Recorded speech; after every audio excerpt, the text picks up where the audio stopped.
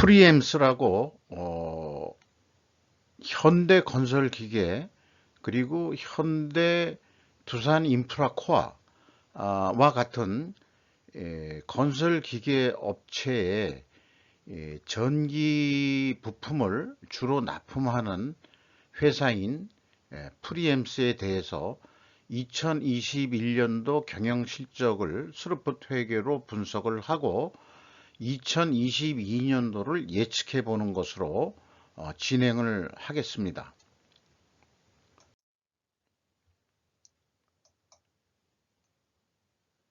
손익 내용에 있어서 매출은 251억 원을 달성해서 전년도보다도 38%가 증가했습니다. 매출 재료비도 거의 유사하게 증가했습니다만은 약간 적게 증가를 했습니다.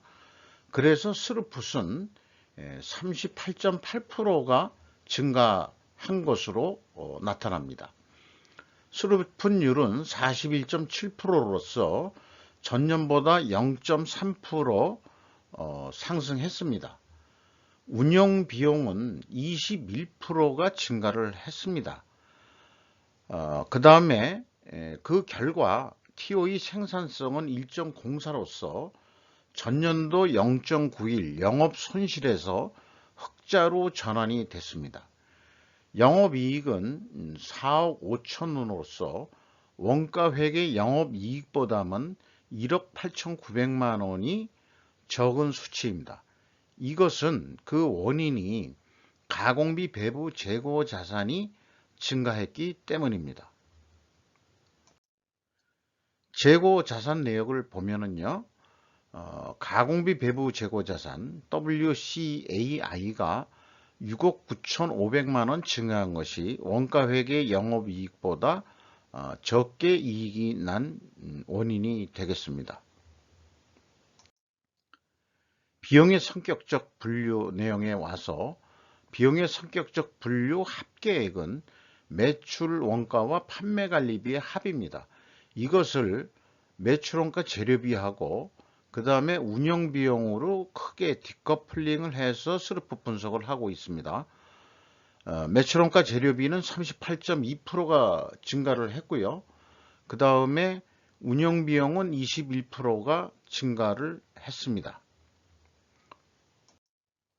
운영비용 중에서 인건비는 29억 8,500만 원, 거의 30억 정도가 집행이 됐습니다. 전년보다 3.1% 증가했습니다. 직원 수가 2019년에 67명에서 49명으로 크게 줄였다가 다시 10명을 뽑았습니다. 그래서 2020년도가 코로나 때문에 다들 가뜩이나 힘든데 직원 수를 크게 감원을 시켰다가 사업들이 안 돼서 그런지요. 다시 2021년도에 10명을 다시 채용했다. 그러면은 뭐 일반적으로 그 고임금군이 나갔을까? 이렇게 생각을 해봅니다만은 평균 임금은 거꾸로 5,900만 원이었거든요. 그러면 이게 퇴직금 포함인지 그거를 잘 모르겠습니다. 그러니까 직원을 많이 내보냈으니까 남아있는 고임금자들이 많아서 이게 좀 높게 올라온 것으로 그렇게 그냥 판단이 됩니다. 그리고 올해 들어와서 2021년에 와서 다시 10명이 늘었다면 주로 신입사원이 들어왔을 테니까 그 저임금군이 들어왔으니까 평균 임금이 내려간 것으로 이렇게 됩니다. 임금이 깎였다고 보기는 어려울 것 같습니다. 우리나라에서 임금을 깎을 수 있는 게 기업은 없을 거고요. 아무래도 그 보너스가 안 나갔다든가 뭐 이런 이유로서 전체 연봉이 이제 내려갔다 이렇게 이제 볼 수도 있겠죠. 두 번째로 위탁 가공비란 게 있는데 그 인건비 수준만큼 많이 나가고 있는 게 위탁 가공입니다. 그러니까 자신들은 소수로 그 직원들을 운영하고 나머지는 그 위탁을 시켜서 가공을 시킨다. 그게 이제 운영 비용의 비율의 52%나 차지하는 거니까 상당한 그 작업량을 자신들이 안 하고 위탁 가공을 시키고 있다. 그러니까 한마디로 하청업체에 의뢰를 하고 있다. 이렇게 판단이 됩니다.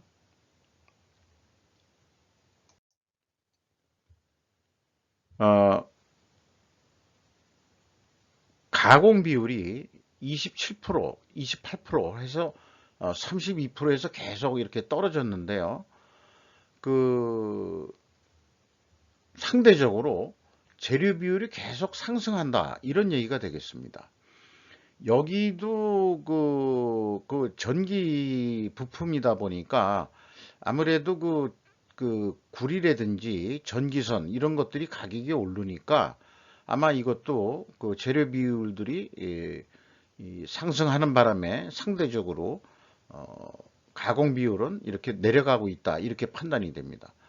그리고 PQ 총 제조 비용의 그 차이가 있는데 이 차이 내용은 다음 장에서 말씀드리도록 하겠습니다.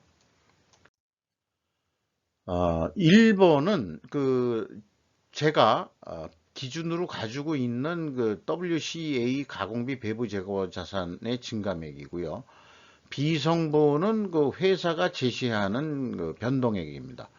이것이 그 차이가 9억 1,900만 원인데 이것이 그러니까 재고자산의 변동 범위 기준의 차이 때문에 나타납니다.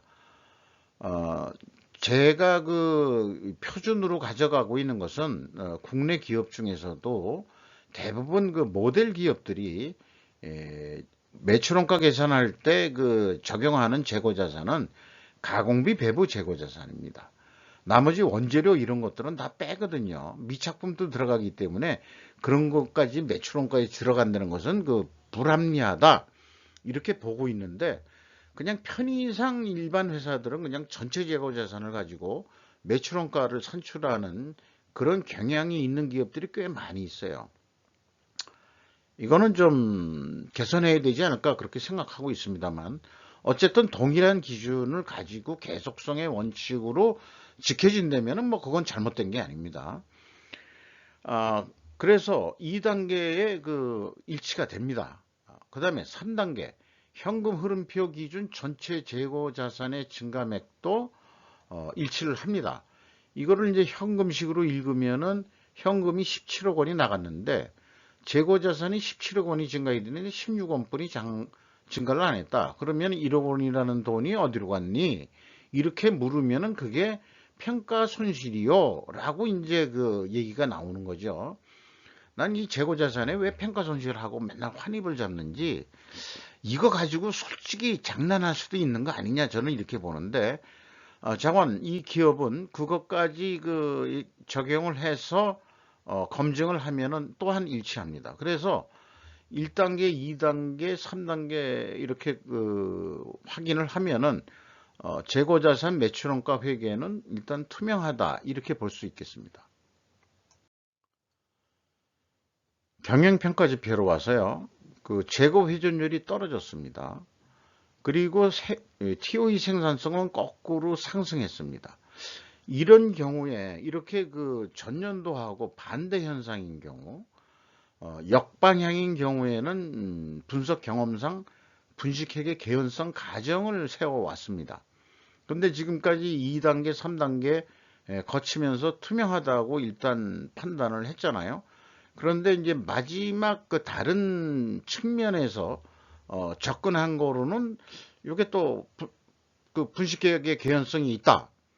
이런 식으로 그 판단이 되기 때문에 기업으로서는 이거를 반증할 수 있는 자료는 뭐냐 그러면은 원재료가 크게 상승을 했든지 또는 판매 가격이 크게 상승을 했든지 두 가지를 다 보여줘야 됩니다. 그래야 그 저기 이 역방향에 대한 그 입증을 할 수 있을 것입니다. 임팩트는 그 미래 가치로 그 제가 만들어 본 요소인데요. 28.7%가 상승했습니다. 이런 것은 이제 주가 상승 요인이 되겠고요. 총 자산 회전율이 0.39분이 안 됩니다. 그 자신의 역량을 아직 그 10분 사업 활동에 발휘를 못하고 있다. 이런 얘기가 되겠습니다. 매출 채권 회전율은 그 수금 속도가 많이 빨라졌습니다. 상당히 좋아졌고요. 매입 채무 지급 속도가 이것도 전년도보다는 조금 그 말하자면 지급 속도가 빨라졌지만 2019년에 비해서는 많이 떨어진 거로 이렇게 산출이 됩니다. 이런 것들은 이제 안 좋은 방향이죠. 이 회사에 또한 협력업체들이 있을 거 아닙니까? 매입 대금도 있지만 아까 외주 가공도 아니 외주 위탁 가공도 시킨단 말이죠. 그런 비용까지도 모두 여기 매입 채무 및 기타 채무로 돼 있는데 이 지급 속도가 낮아진다는 것은 자금 사정이 안 좋아졌냐 이렇게 생각되기도 하는 거거든요. 그것은 나중에 현금 재무지표에서 우리가 확인해 보는 것으로 하겠습니다. 그러면은 원가 중에서 원재료 가격은 어떻게 됐냐? 예상한 대로 전선유가 구리가 들어가고 그런 거니까 이게 47.3%가 상승했습니다. 그리고 요거는 제가 뭔지 모르겠습니다만 잠깐 25%가 올라서 원재료 가격이 크게 상승한 것은 확인이 됩니다. 다만 영업이익을 냈기 때문에 제품 가격이 인상한 게 좀 나와줘야 되는데 두 가지만 표현을 했거든요. 그런데 이제 위에 거는 가격 인상된 게 없지만 밑에 거만 2.7% 정도. 그러니까 원재료가 이렇게 많이 올랐는데 납품 가격은 못 올렸다 그러면은 적자가 나야 되는데 어떻게 흑자가 났을까? 요게 이제 제일 궁금한 사항입니다. 그러나 실제 내막을 잘 알 수는 없으니까 재고 회전율도 느려졌고 그렇다고 해서 판매 가격이 올라간 것도 아닌데 그러면 생각해 볼 수 있는 것은 이 공시 데이터를 잘못 신뢰할 수 있느냐 이런 문제도 또 생각해 볼 수 있는 거죠. 그러니까 분석하는 입장에서는 모든 것을 의구심을 가지고 접근을 합니다. 그 마피아 같은 마음을 가지고 있어야 되죠. 믿을 놈도 끝까지 믿어서는 안 된다. 이런 얘기를 영화 대화 속에서 나오고 있습니다만은 그거는 좀 막말로 한 거고 전문적으로 상장사 협의회 내부 감사사가 아니고 감사사 양성 과정에 보면은 스케티시즘이라고 되어 있습니다. 그게 감사 입장에서는 그거를 국문으로는 전문적 의구심으로 그렇게 번역을 했는데 일반적으로 이제 사고 방식이나 이제 철학적에서 논리에서 얘기할 때는 회의론 이런 식으로 번역이 또 되기도 하죠. 자관 어떻게 생각하면은 비판 의식이라고도 얘기할 수 있겠습니다. 그런 의식이라는 게 사실상 우리가 많이들 실생활에서도 얘기합니다. 왜 그런데 왜 어째서 이렇게들 물어보는데 말하자면 습관들이 우리가 좀 돼야 되는데 특히 동양 사람들 우리 한국 사람들은 그렇게 물어보면은 저 새끼 되게 깐깐한 놈이야 이런 식으로 평가를 해버리니까 이게 곤란한 거죠.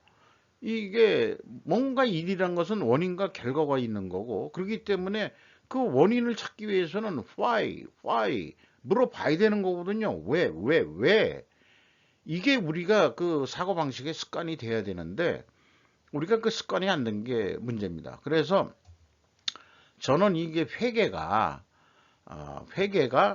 우리의 훌륭한 논리학습 도구다 이렇게 저는 소개를 하고 또 그렇게 주장하고 있습니다.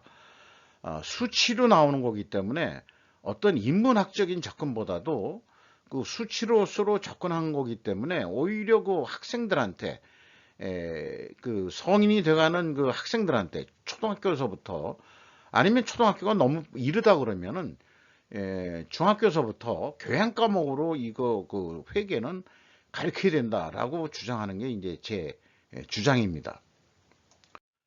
현금 재무지표로 와서요. 캐펙스 자본적 지출은 뭐 크진 않습니다. 3억 3,500이 투자가 됐습니다.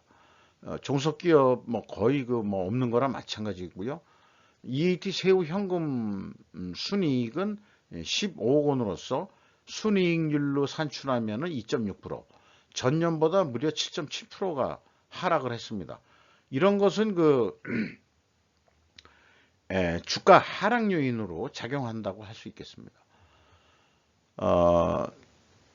이자 레버리지율은 이자 부채 레버리지율은 거의 없는 거랑 마찬가지네요.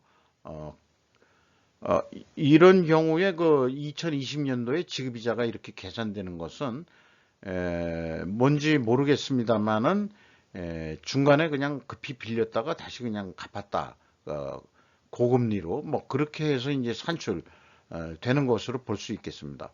또는 이 지급이자 중에서 일부 기업들은 리스료를 지급이자로 또 처리하는 데가 있더라고요. 현금 재무지표를 뽑으면서는 순수하게 현금 흐름표에 나와 있는 지급이자만 가지고 산출하고 있습니다. 주주잉여 현금 흐름은 주로 그 내용이 다음 장에서 좀 그 내역을 살펴보도록 하겠습니다. 최종 115억 원의 현금이 유출이 됐습니다. 현금 버퍼율은 꽤 많네요. 162.7%나 가지고 있는데 대금 지급이 왜 그렇게 많이 있어졌는지. 그런데 이게 현금 버퍼율을 계산할 때 현금을 현금성 자산만이 아니고 현금화할 수 있는 유동 금융자산도 제가 포함을 시켰기 때문에 이렇게 산출이 되는 것 같습니다만은 실질적으로는 그 현금성 자산만 가지고 해볼 수도 있는데 위기 상황에 대처할 수 있는 능력을 보기 위해서 그 유동성 금융자산도 저는 포함해서 이거를 산출하고 있습니다. 그래서 그것까지 포함한 비율이기 때문에 근데 이렇게 풍부하면서도 일부 그러면은 금융에서 그 금융권에서 그 유동 금융자산을 좀 현금화해서 돈을 좀 빨리 주면 좋을 거 아니냐 이런 생각을 좀 해보는 거죠.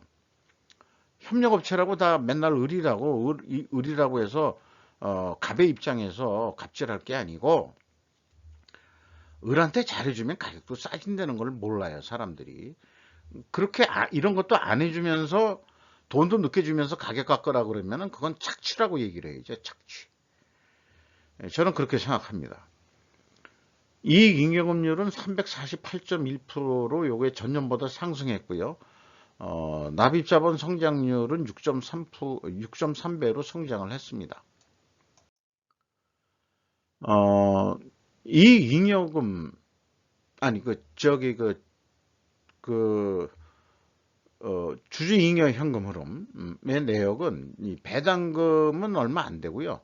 자기 주식 거래로 인한 금액이 많은 큰 금액을 차지하고 있습니다.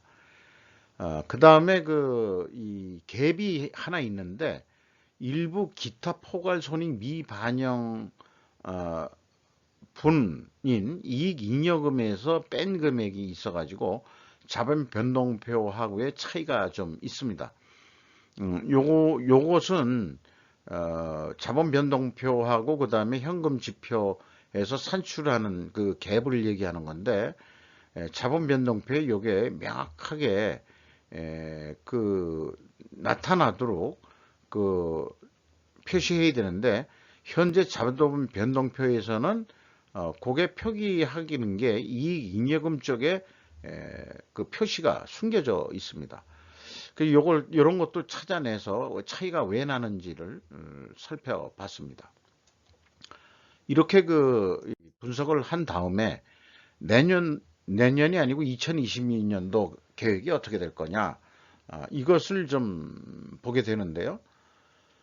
2021년도 실적을 기준으로 해서 원가 회계 쪽에서는 아마도 이렇게 계획을 할 것이다. 판매 관리비가 15% 인상될 거라고 전년도 그 실적을 봐서 그리고 이익을 100%더 내보자. 그러면 얼마 매출을 좀 해야 되겠느냐? 그러면은 46억 원을 매출해야 되겠다. 그러면은 이제 매출 원가는 어떻게 나오냐? 그러면은 이제 제조 원가를 또 좀 검토를 해봐야 되는 거죠. 그러니까 이제 이 원가 회계하는 사람들이 이제 먹거리가 되는 거죠. 원가 회계를 저는 부인하는 입장입니다만은 생산 재료비가 그게 그 크게 올라서 40% 오를 것이다. 가공비도 30% 정도 오를 것이다. 그리고 기말 재고도 계속 증가했으니까 가공비가 생산 재료비가 오르니까 재고 금액도 오를 것이다. 30% 정도. 이렇게 계산해서 나온 매출원가가 매출원가 예가가 283억 원이 되겠어. 그래서 346억 원을 매출을 해야 된다는 사업 계획을 세울 수 있겠다. 이런 얘기가 되겠습니다. 요거를 하나의 단품이라고 가정을 해서 단일 거래라고 해서 견적을 내서 어떻게 성공할 거냐 이렇게 비유도 할 수 있겠습니다. 그래서 다음 장에는 그렇게 비유를 해보도록 하겠습니다.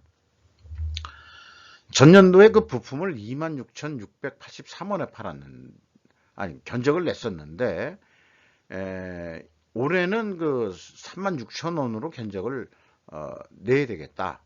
아까 그 계획한 그 판매 계획에 의해 가지고 그래서 인상률을 35% 인상해 주시오.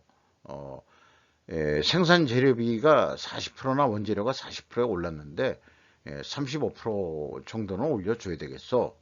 이렇게 됐으면은 협상을 잘해가지고 33,000원에 계약을 했다 그래도 마이너스 그 378원 적자가 난다. 그러면은 이제 그 영업 보고서 이제 야단을 치면서 좀 매출을 더 올리고 더 이 높은 가격에 팔 수 있는 데를 좀 뚫어봐. 그래 봐야 지금 봐서 내역을 매출 비중이 현대건설기계하고 그 다음에 두산인프라코아도 현대가 했으니까 완전 그 강자인 갑이 있는 거죠. 이 사람들이 그냥 강제적으로 이렇게 깎았는데 어떻게 합니까? 그러면은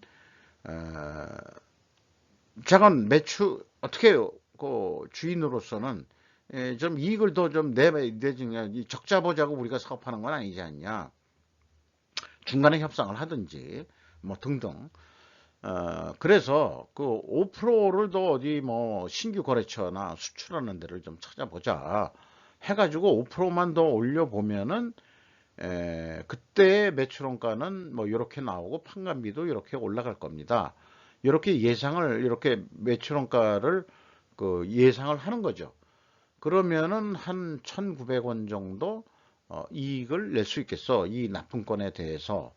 이렇게 이제 그 사고방식을 최저 원가 개념으로 해서 하는 게 이제 원가 세계의 판단인데, 그렇다면 제가 계속 스루프 분석으로 하잖아요. 그러면 당신은 그러면은 어떻게 스루프스로 계획을 세울 거냐?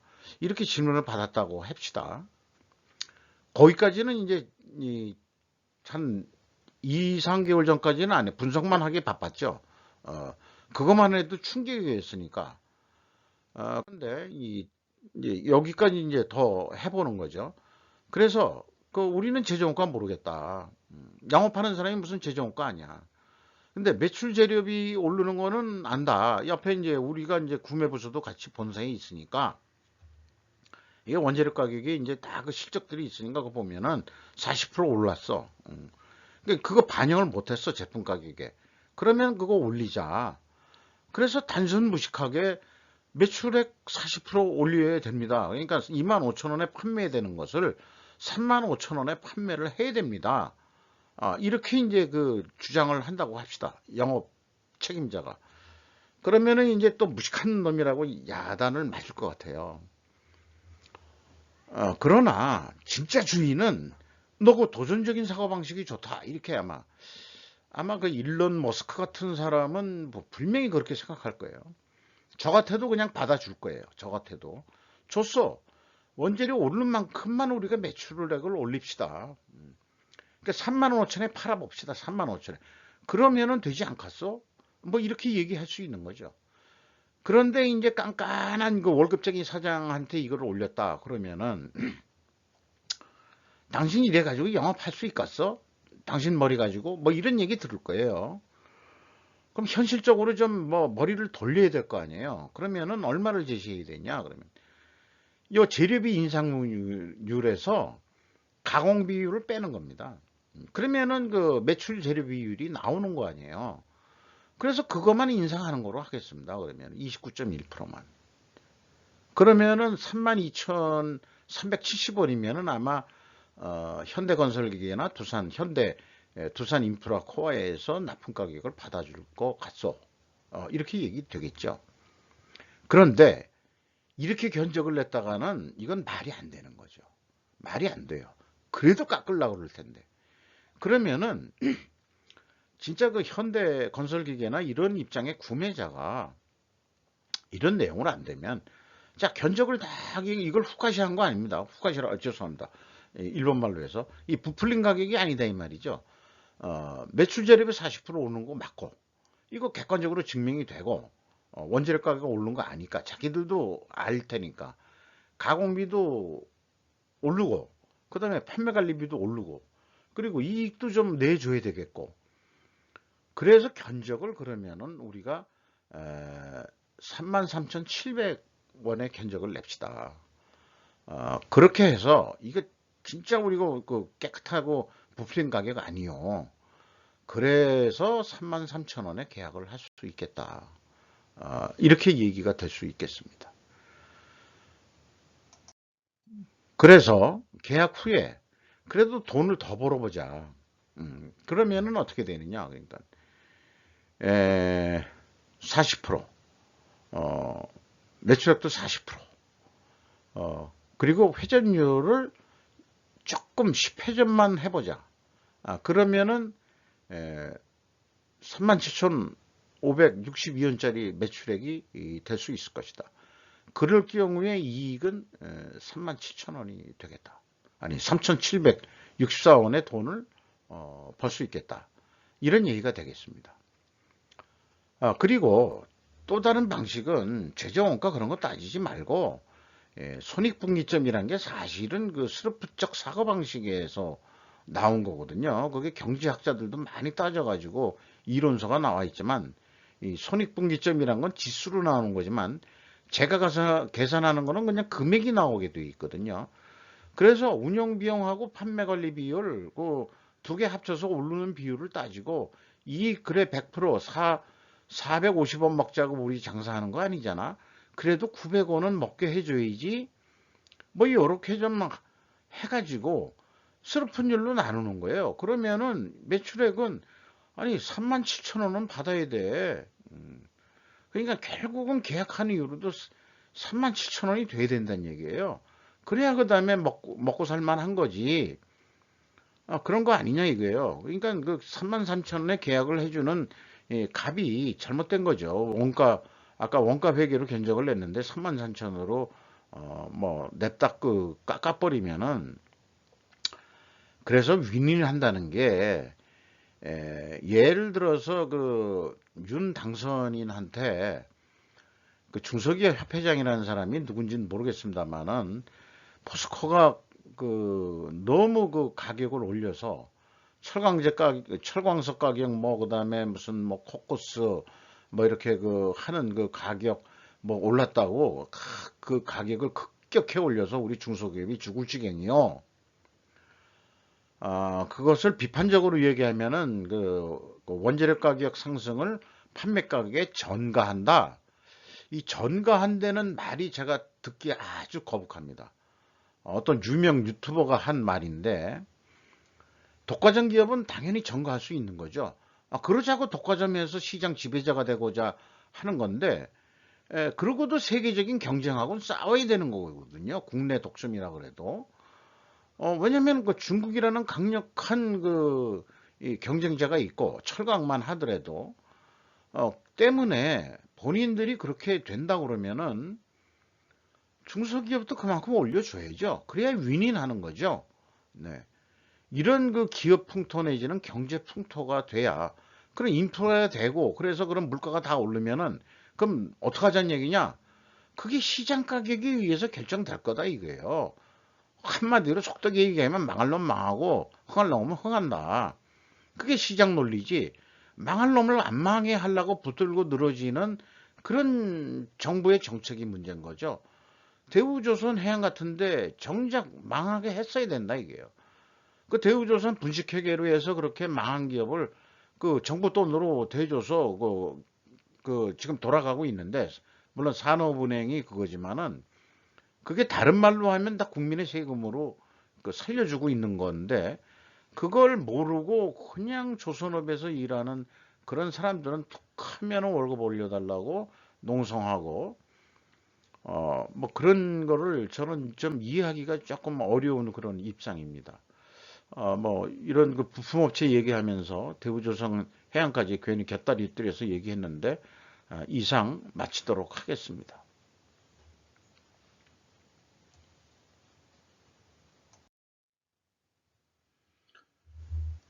음, 주가는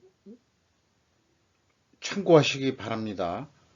2020년도 말보다는 4,850원이 하락을 했고요. 그래도 장부 가격 대비 109%의 시장 가치를 인정받고 있습니다. 5% 이상 주주명을 보시면 주도식 씨가 33.33%로 회장직을 맡고 계시고, 박흥식 씨가 13.96%를 지분을 소유하고 있으면서 대표이사직을 하고 있습니다.